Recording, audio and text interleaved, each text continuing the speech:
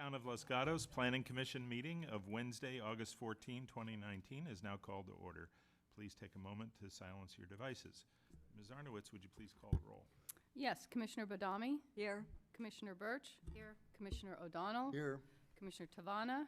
Here. Commissioner Janoff. Here. And Chair Hudas. Here. And Vice Chair Hansen is absent. Okay, I'd like everyone to stand and join Commissioner Birch in the Pledge of Allegiance.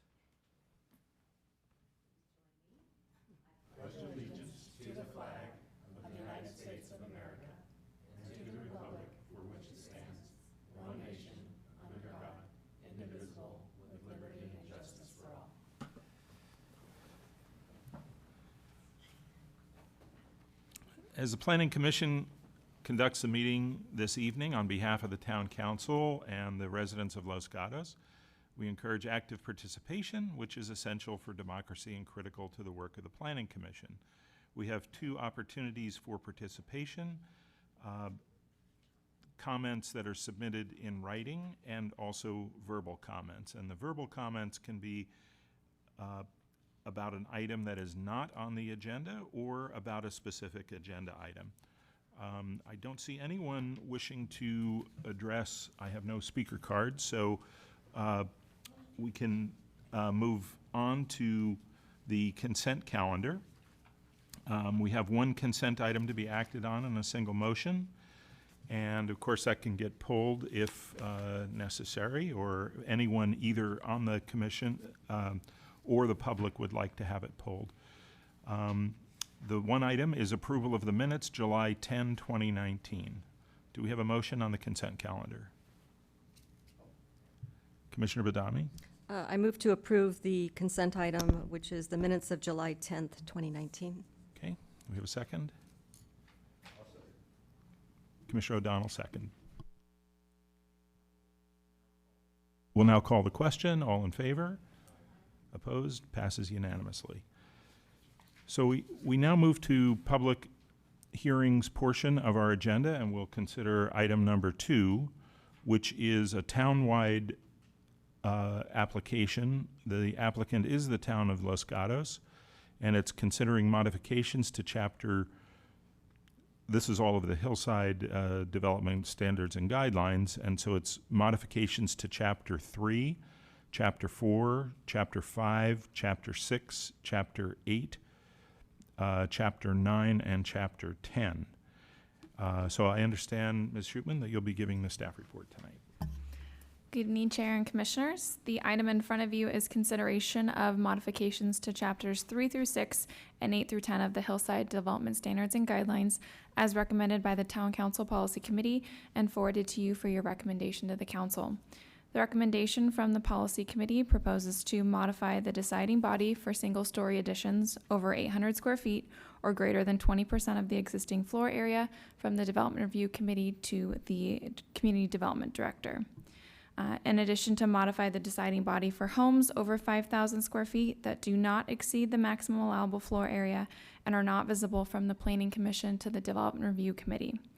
Remove the requirement that subsequent architecture and site applications may not be applied for the same property for a period of 3 years following the issuance of an occupancy permit, and to modify language regarding accessory dwelling units, viewing areas, below grade square footage, fences, and entry gates to be consistent with previous amendments to the Hillside Development Standards and Guidelines and amendments to the zoning ordinance. This concludes staff's presentation, and we'd be happy to answer any questions. Great, thank you. Are there questions? Okay. I had a question. So this is about process. My understanding is that by moving the approval from the DRC to the from the Planning Commission to the DRC, the approval body is changing. Is that correct? That's correct. So in terms of streamlining, are any steps being taken out of the process? No, so no steps are being taken out of the process. The same departments, which include building, planning, fire, and engineering, are all still reviewing the application, and it's still being publicly noticed. Okay. So in the interest of understanding the benefits of streamlining, how often have we had these appeals of this type of a hillside development in the last 5 years or so? So are you asking if we had any appeals or how many applications we've processed? Well, I guess it's applications. We've processed. Yeah. Okay, so we were able to pull data from the last 3 years, and we were able to determine that 13 new hillside homes have been applied for. 7 have been greater than 5,000 square feet. 5 of those did go to the Planning Commission and were approved at greater than 5,000 square feet. And 6 applications were approved by the Development Review Committee because they were less than 5,000 square feet. Okay. So, okay.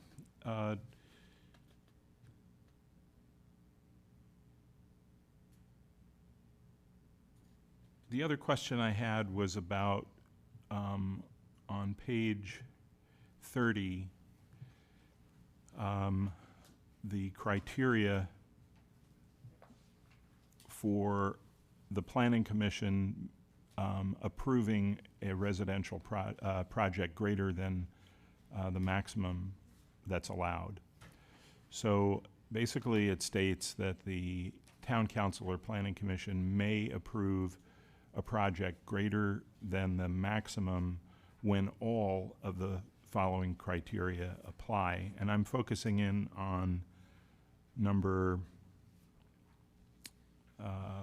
number 8, which says a significant below-grade square footage element is included in the design unless it conflicts with other standards. So I'm a little bit confused about this one and what this achieves. So could you explain number 8, and can you explain what's achieved by it? I'll take a stab at that, and then if the director wants to join in, he can. But these would be, the one issue would be how that is written and whether you wanted to change just the wordsmithing of it a little bit. I guess the other would be whether that would be required in order to approve that larger amount, or whether that would be something that would be considered in that, in approving the larger amount of square footage. Well, I was just trying to understand the intention of it, because the way it's worded, it appears that it would encourage or compel people to add below-grade square footage, when in fact, I think from some of the hearings I've been in, the intention is to do a trade-off where additional square footage is put underground rather than outside. And I'm wondering if the way this is worded, it actually doesn't achieve that, but encourages additional square footage to be put below grade. Yeah, and I think that we can take that recommendation and look at that language before taking this on to council, if that's what the commission would like.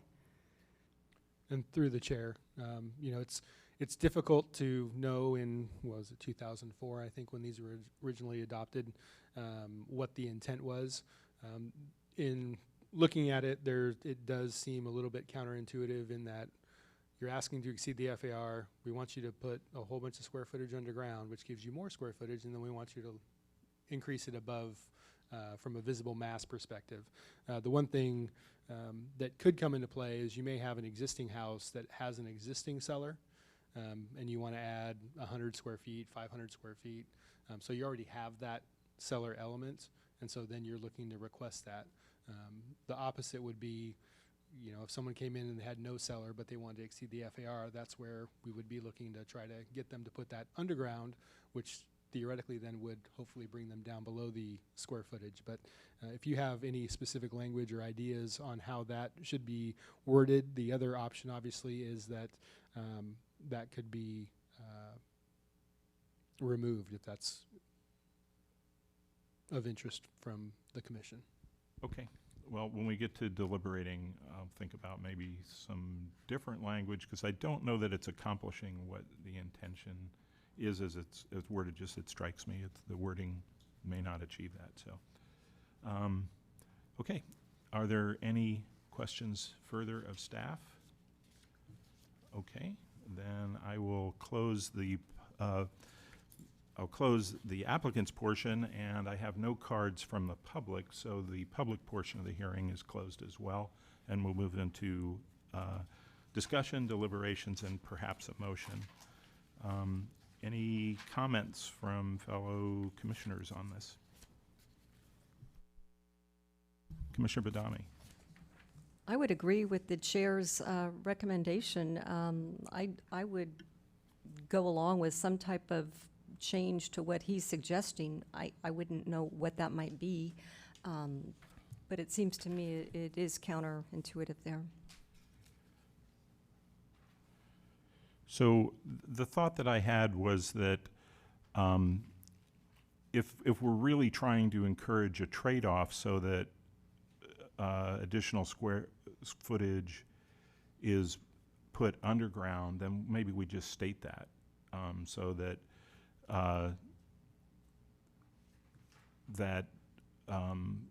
it's, you know, it's encouraged to put any square footage that would be beyond the FAR to be located underground if possible. It just seems a little more straightforward. Commissioner O'Donnell. That's not what it says, though. It's not even, that's not even close, I think, to what it says. So if you want to add some new concept, I guess that would be fine. But I think your original comment that this really doesn't make a lot of sense is true. If I understand the rejoinder was, yeah, it happened a long time ago, and we're just trying to clean it up a little bit. But if you don't like it, you can take it out. I don't know what they're, you know, it's never been our attitude that if you put a basement in, that's great, because now you can put more above. I remember many discussions where we said, you've got this huge basement, but you haven't reduced the size of the house at all, and that was the original intent. So this language, I think, is better gone than there, and your comment may be a good comment, but I don't think it has anything to do with number 8. Well, actually, I didn't finish my thought, but my thought would be that would be removed. The language that's in there would be removed, and the language that I suggested would be added to encourage people, if they do need to go beyond the FAR, to put it underground. So you would not, it would be, I mean, you would. I wouldn't make it a requirement, as it is today, one of the 8 that has to be met. But there's no inhibition at the moment preventing them from putting in a bigger basement. So the thought I get here is 2 things are happening. One, we're talking about the basement or cellar area, and 2, we're talking about the above ground area. Your comment, if I understand it correctly, deals only with the underground comment.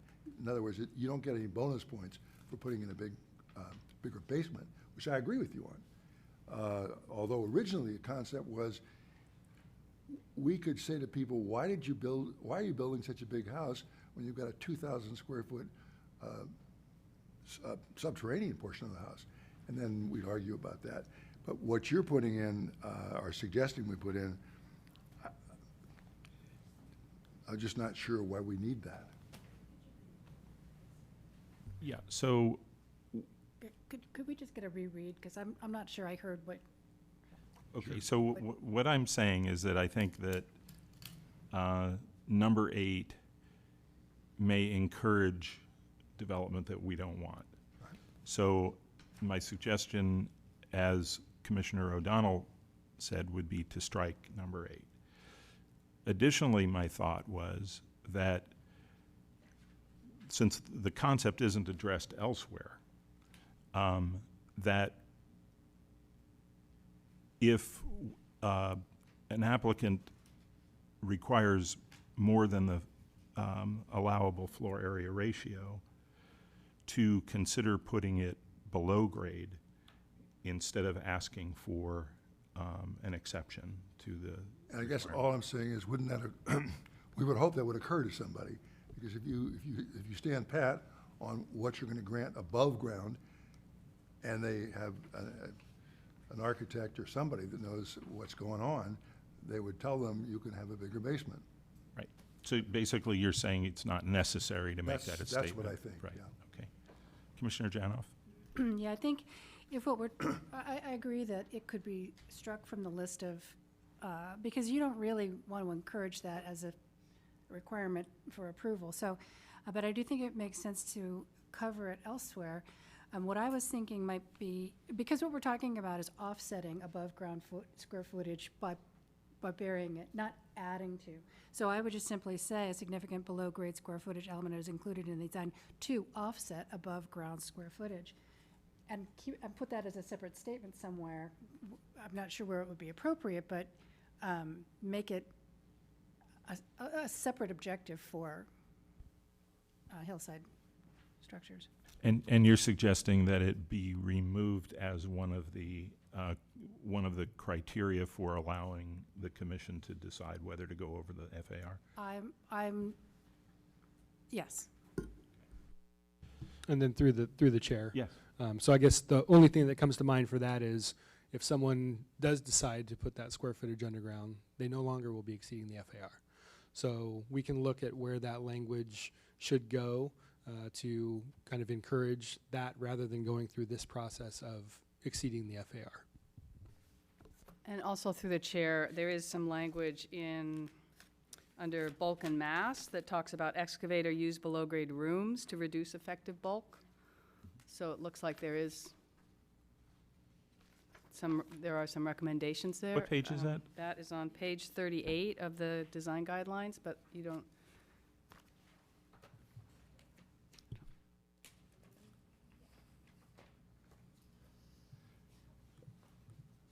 And which one is that? Oh, that's K? Yeah.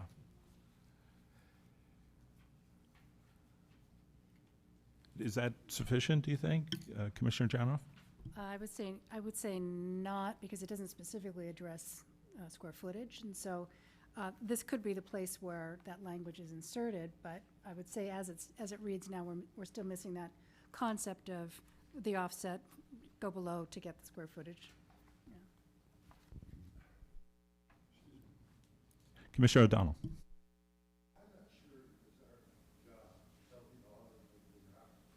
So what we're saying is, oh, you can't do it that way, but you could do it this way. I mean, I just don't know why.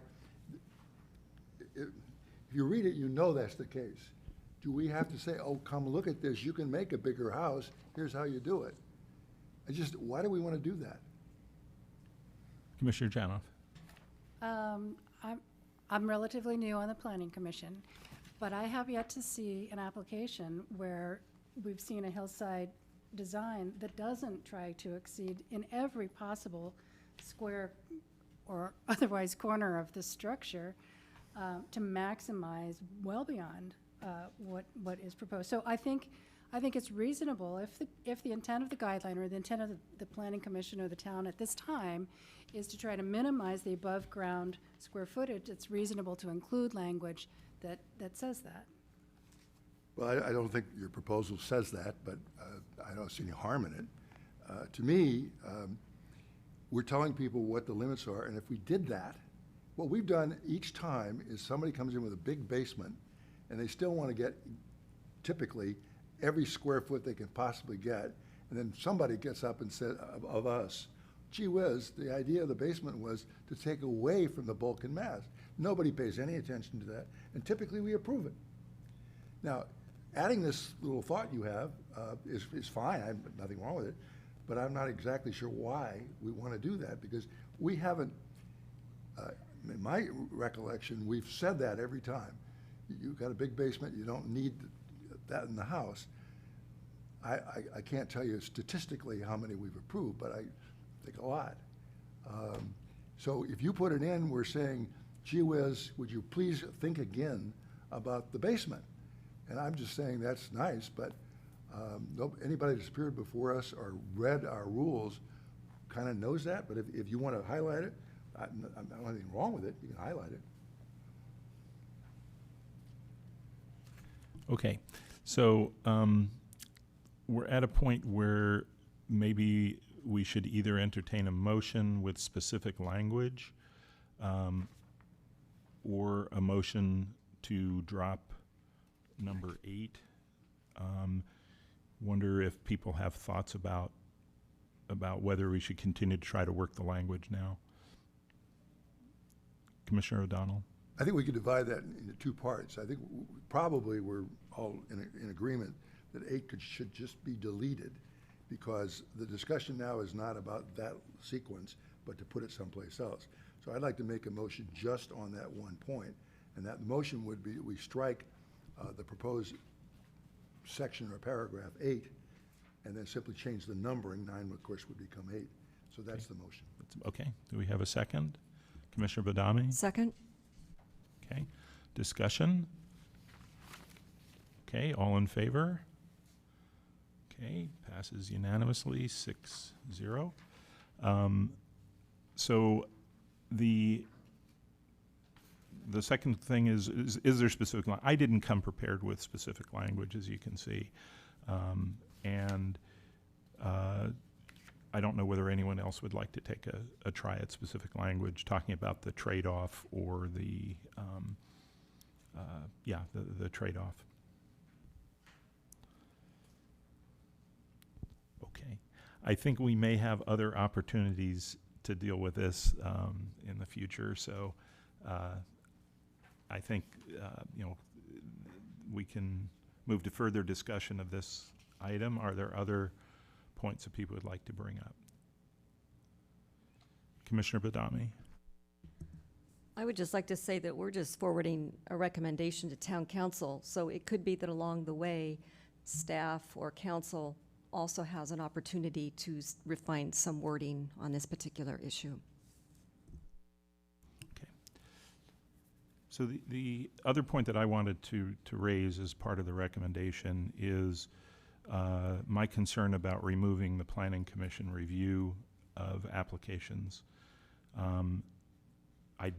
As I asked the question earlier, I don't think it achieves an objective of streamlining, because there's still a hearing, there's still a notice. It's just the hearing shifts from Planning Commission to DRC.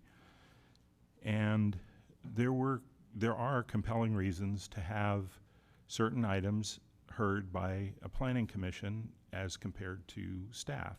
And in my mind, one of the primary objectives that's achieved when you bring it to a hearing such as a Planning Commission is visibility and transparency. It isn't about the power of the Planning Commission, it's about the visibility that residents have to what's going on. And yes, they can attend a DRC meeting. DRC meeting is typically at 10 o'clock on a weekday. And given the number that we've heard of applications that met the criteria of going to Planning Commission, I believe it was 13 or so, that to me is limiting visibility to these things, and frankly limiting some of the debate and discussion that goes on. It doesn't achieve streamlining really, because it's still the same step. It's a hearing that's noticed. It's a hearing before the Planning Commission that is being moved to a hearing before the DRC. Commissioner O'Donnell. I think that same comment can be made about every document we're going to look at tonight. It's clear that somebody would like to remove the Planning Commission from as much as possible, with the theory being it'll be faster if those guys aren't involved. That may be true, but your comment, I think, to a Planning Commissioner is persuasive. I like the concept that the public can participate, and I do think it's very difficult to show up at 10 or 10:30 in the morning, and when I read the minutes of what goes on at 10 or 10:30 in the morning, almost nobody ever says anything, and nobody ever shows up, except the people who are directly involved. So to me, it's a fundamental issue. We serve at the pleasure of the council, and the council gets to draft the rules. And if the council says, we'd like you guys to do very little, they can say that. But this is sort of like death by 1,000 cuts. And this whole thing tonight is about how can we get the Planning Commission out. We're going to really speed it up, because we're going to have, in many cases, one person make the decision, and no hearing is required, but it can be appealed. And it doesn't bother me that much. Maybe that's because I'm almost finished here, but that's the whole point of tonight. And as I said, I happen to believe the planning commission allows people to get their comments in. It could be slower, but it isn't slower in the one instance you're talking about. But some of these we'll look at, it doesn't go to a committee. In fact, it takes away from that committee too and gives to Joel, is what it really does. I'm sure he's not looking for that, but he'll be stuck with it. And I don't know how that helps the public. The theory being that somehow things are so slow around here that they have to be speeded up. And I'm sure the staff can tell me why things are so slow around here. I haven't observed that, but I'm sure there must be a lot of war stories. And if those war stories suggest if only the planning commission wasn't involved, we wouldn't have these problems. I've never heard that argument, but it sure would be nice if we did hear that argument, because that's what this is all about.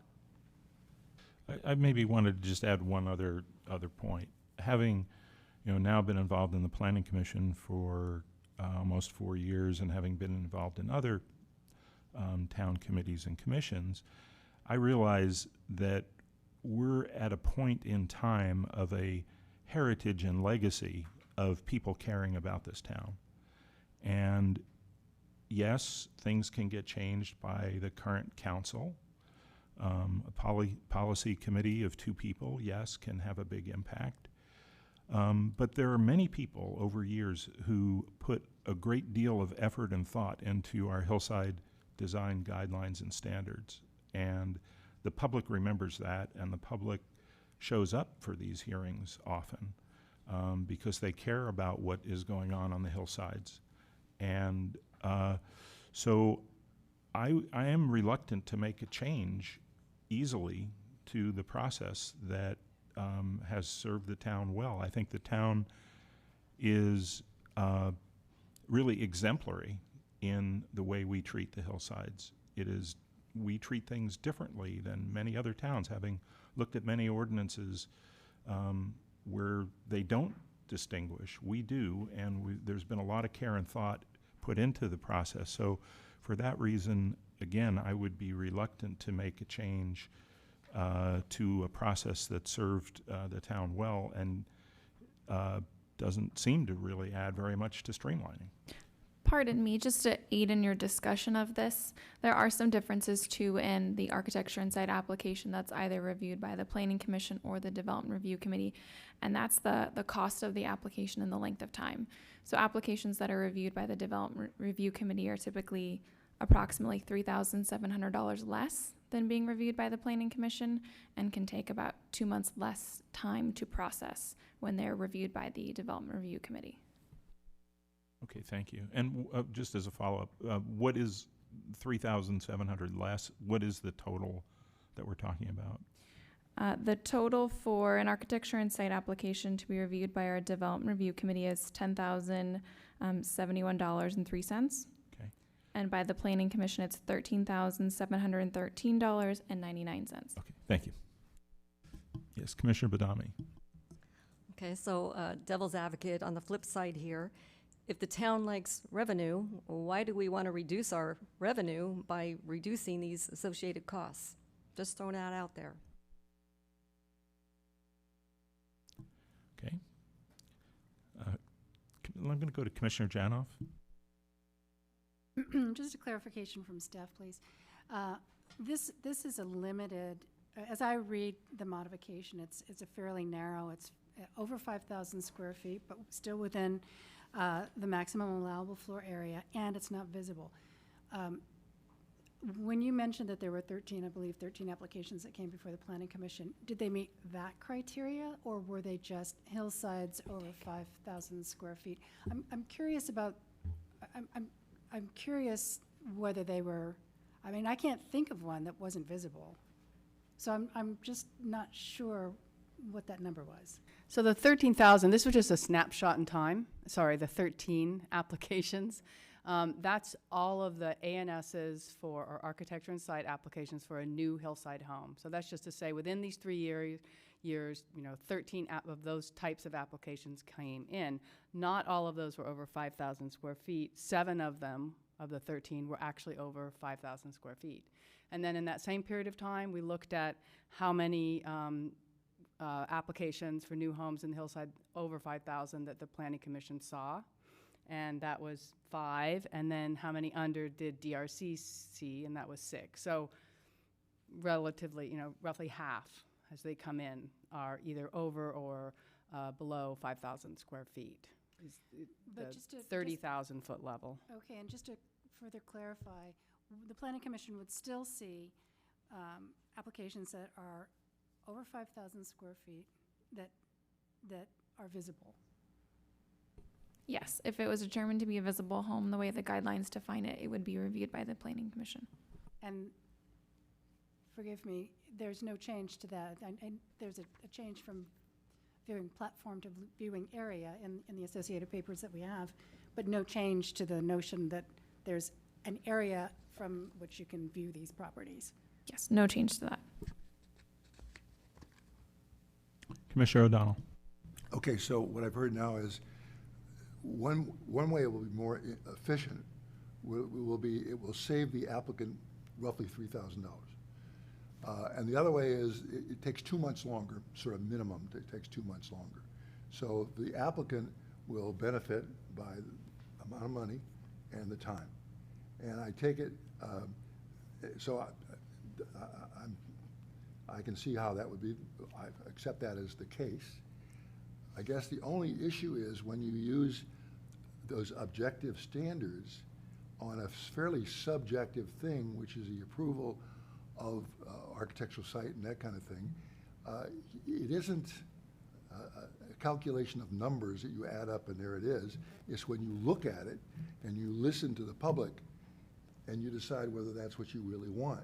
So I wouldn't argue with the fact that you'll save $3,000 on some of these applications, and it will be shorter. I guess the real question is, are the distinguishing factors where you're going to save that enough to make sure that the public gets enough input? Because as I said before, maybe you have different experience with the 10, I think it's 10:30 in the morning, it might be 10. Whenever I read the minutes, there's almost nobody there. And it takes about 4 minutes before a unanimous motion is made, and it's approved. So that's fine, that's very efficient. But if you weigh that against the consideration by 7 people who have different jobs to do, is there a trade-off? Because that's what we're dealing with. And personally, when I went through all these things, the overarching message I got was the best way to solve this stuff is to have fewer people involved, and that kind of makes sense, because they said if we don't have the planning commission involved, that ought to speed things up, save money. And then your other committee, if we get rid of those guys, we have it all decided by Joel, that's going to save time and save money. That's where we kind of are, and if that's the case, maybe we can have a fairly short night. Well, we are just considering the first item. I know, but it's so- all the And they same. are, well, I do see, personally, I do see some differences. And I, in fact, don't have issues with some of the other ones. But this one in particular came to my attention, and it was just me recalling the hearings that we've had, the input from the neighbors and from the town.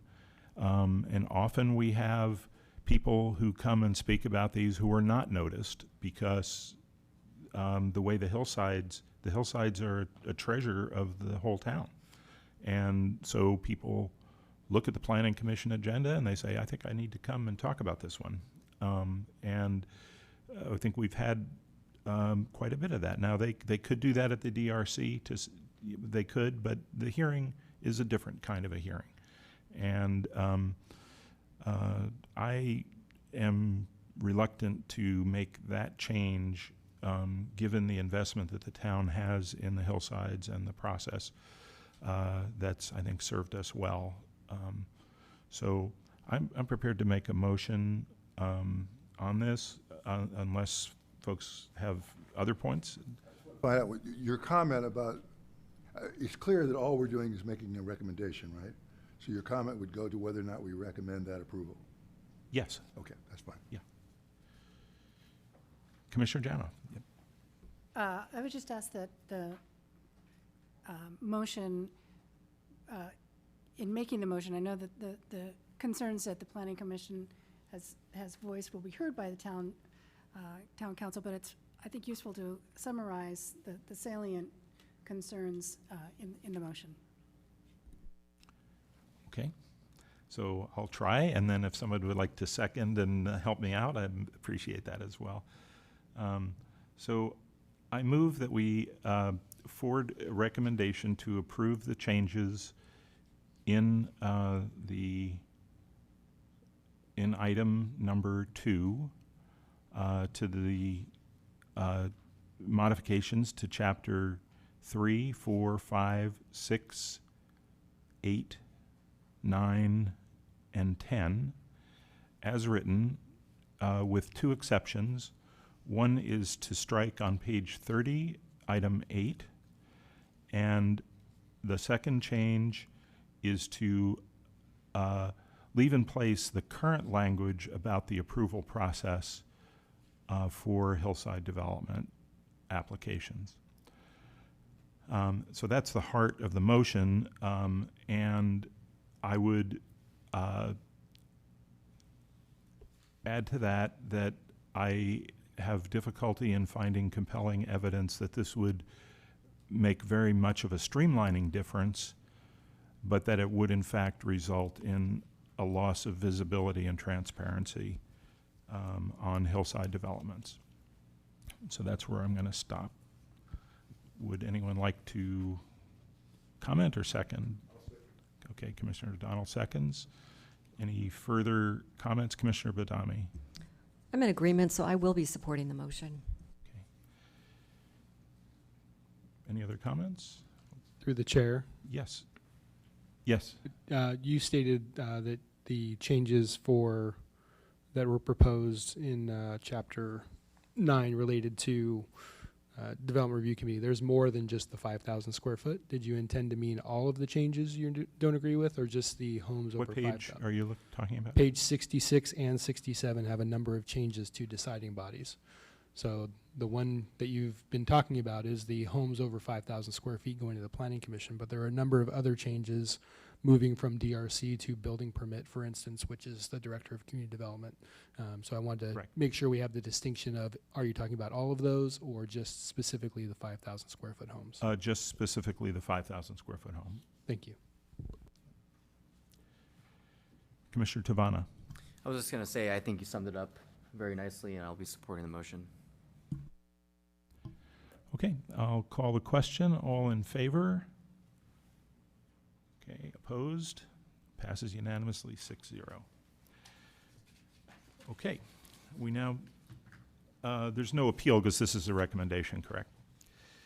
That is correct. Okay. Let me move to item number 3, which is Town Code Amendment Application A19004, again, town-wide, and this is amendments to Chapter 29 regarding parking lot improvement regulations. Ms. Schutman. Good evening. The item in front of you is consideration of an amendment to Chapter 29 of the zoning code regarding parking lot improvement regulations as recommended by the Town Council Policy Committee and forwarded to you for your recommendation to the Council. The recommendation from the Policy Committee proposes to modify the deciding body for building permits for parking lot improvements, such as restriping or reconfigurations, from the Development Review Committee to the Director of Community Development.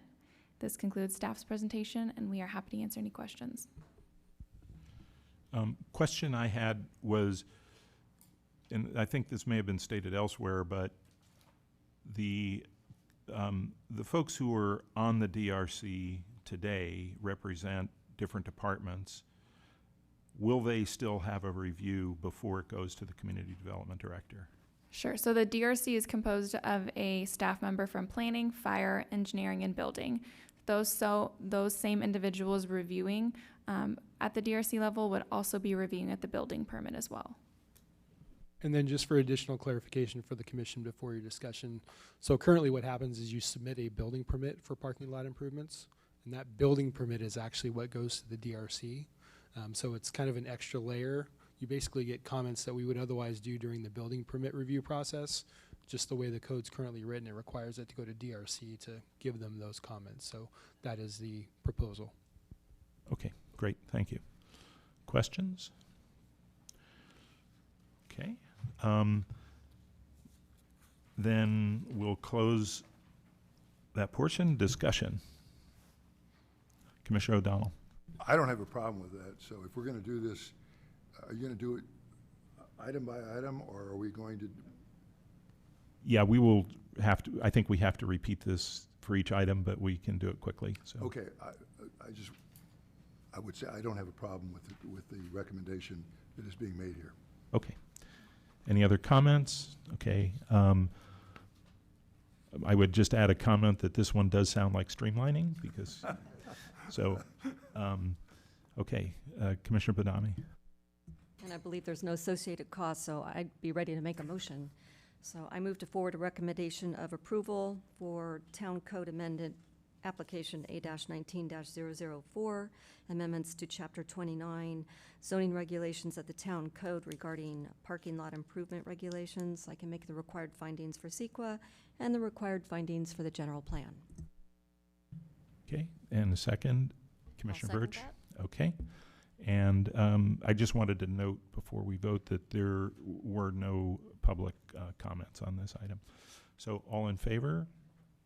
Opposed? 6-0. Okay, we move on to item number 4, Town Code Amendment A-19-006. And this is, again, town-wide, applicant Town of Los Gatos. And this is amendments to Chapter 29 regarding parking assessment district regulations. Ms. Schupman? All right.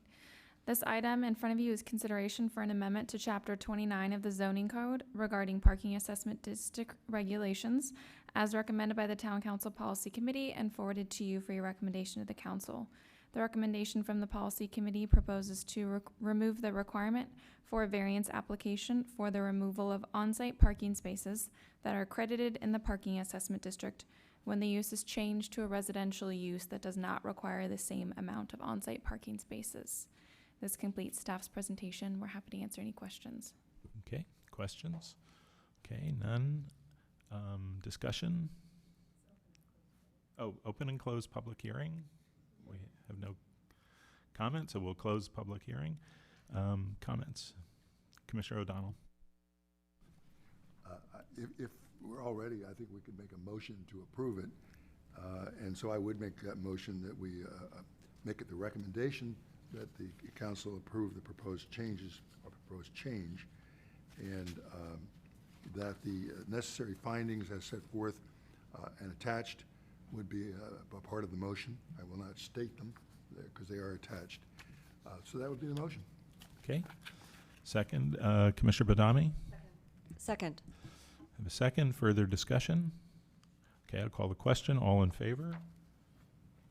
Okay, passes 6-0 unanimously.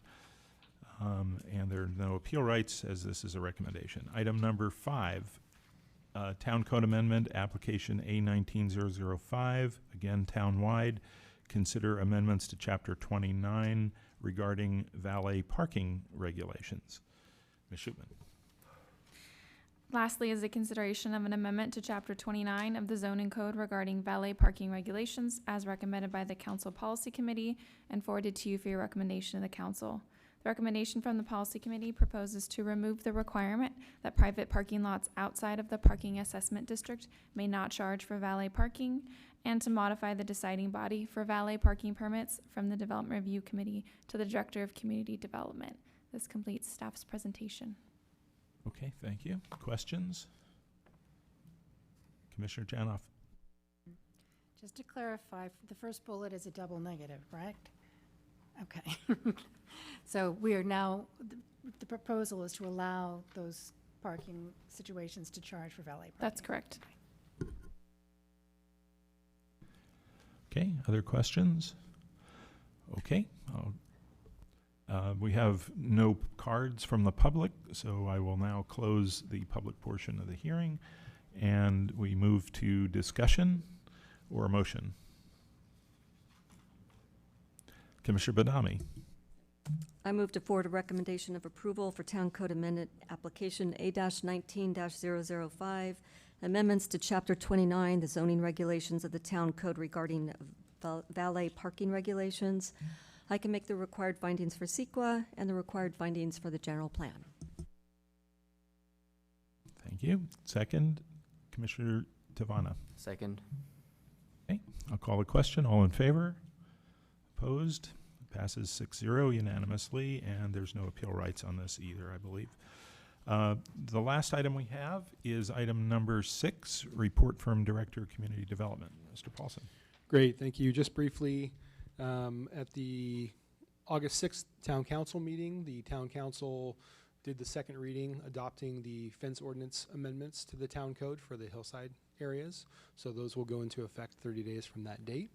And the second item they heard was 16212 Los Gatos Boulevard. That was an item that the Planning Commission had forwarded a recommendation of denial for. Ultimately, they approved the project with modifications. After hearing from the applicant and looking at options for modifications, they allowed the number of parking spaces to be reduced so that the building could be pushed back to meet the 15-foot setback. And so ultimately that architecture and site application, or sorry, plan development application was approved. And lastly, I would just remind folks that tomorrow night we have a general plan advisory committee meeting. So invite your friends and neighbors and come on down and spend the evening with us, a couple hours at least. And as we consider our 2040 general plan update, which continues to discuss land use alternatives. Thank you. The question on the Los Gatos Boulevard project, part of the, I know they moved the setback back, but did they change the configuration that had been proposed? In other words, is a lane of the boulevard still going to be removed in front of the project? The same bike and ped improvements will be done that were reviewed by the Planning Commission, so no modifications were made to that. Okay, thank you. Okay. In addition to serving on the Planning Commission, some commissioners are on other committees and commissions. Does anyone have anything to report from other committees tonight? Commissioner O'Donnell. We had an earlier meeting, and I always forget the initials. Okay. We met today to consider a proposal for the present location of Los Gatos Lodge, which is roughly 8 acres. And the proponent is wanted comments on a proposal to add about 265 senior housing units. I think 44 of those would be for I would say dementia, which is the super category, otherwise referred to as Alzheimer's, but it's broader than that. So we discussed that, and it's, for example, the relationship to the high school behind it, relationship to the path, which some people would like us to be able to provide access for. The problem with the fact that something like this does not affect or does not credit us with the numbers for housing, the RENA numbers that we otherwise need. And so that was identified as a problem. The applicant has another pretty much identical operation now under operation in Costa Mesa. And so those were the comments, and we'll see if they file their application, although I believe they will. Thank you. And I believe general plan didn't meet again, correct? So meeting tomorrow night, and then historic preservation, I don't believe, met since we last met. Okay, so with that, I want to thank everyone for participating in this meeting. On behalf of the commission, this meeting is adjourned.